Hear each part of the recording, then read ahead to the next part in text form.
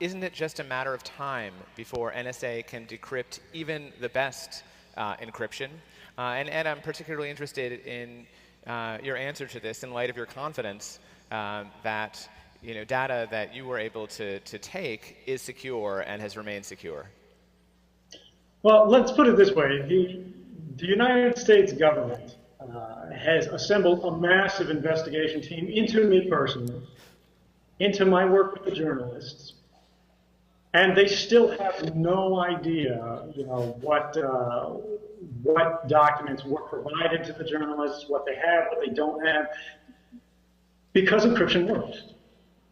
Now, the only way to get around that, even over time, is either have a computer that's so massive and so powerful you convert the entire universe into the energy powering sort of this crypto breaking machine, and it still might not have enough to do it.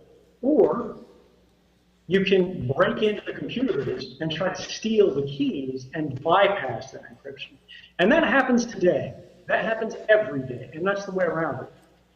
Now, there are still ways to protect encrypted data that no one can break. And that's by making sure the keys are never exposed. If the key itself cannot be observed, the key can't be stolen, it can't be captured, the encryption can't be gotten out. And any cryptographer, any mathematician in the world will tell you that the math is sound.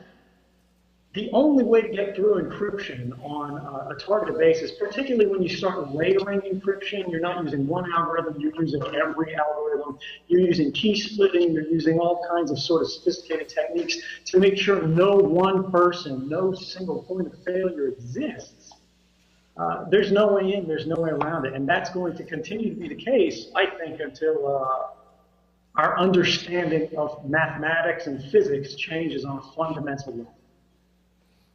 I mean, I'll just add. And actually, if I could follow up on that, I would say the U.S. government's investigation actually supports that.